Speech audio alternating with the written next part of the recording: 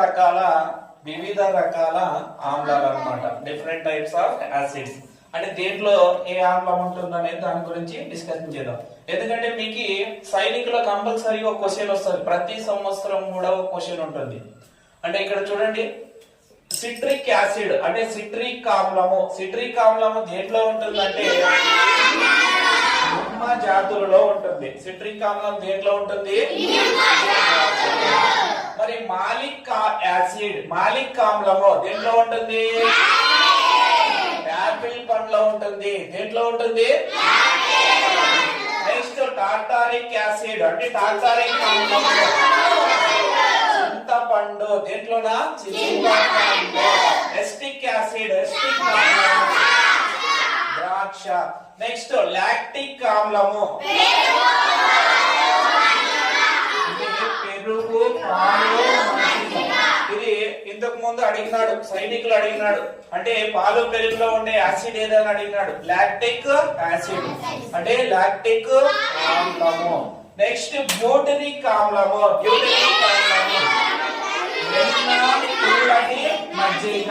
వెన్న, పుల్లటి మజ్జిగ. ఇట్లా ఆస్కార్బిక్ ఆమ్లము ఒసరిలో ఉంటుంది. నెక్స్ట్ పామటిక్ ఆమ్లము లో ఉంటుంది. నెక్స్ట్ ఆలివ్ ఆమ్లము ఆలివ్ ఆయిల్ లో ఉంటుంది. నెక్స్ట్ ఆర్గానిక్ ఆమ్లము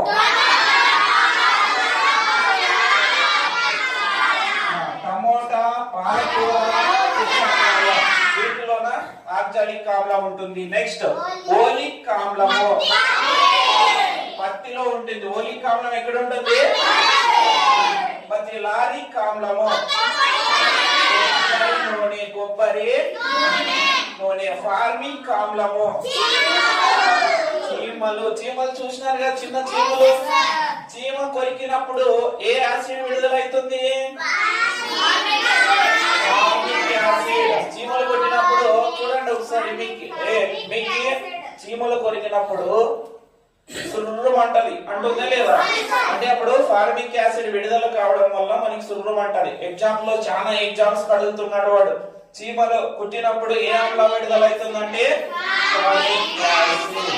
ఇక్కడ పాలు, పాలు కూడా అడిగినాడని చెప్పినా కదా ఇంతకు ముందు. మళ్ళీ ప్రపంచ పాలు దినోత్సవం ఎప్పుడు జరుపుకున్నాం? జూన్ 1వ తేదీన ప్రపంచ పాల దినోత్సవంగా జరుపుకుంటున్నారు. మిల్క్ మ్యాన్ ఆఫ్ ఇండియా అని ఎవరిని అంటారు?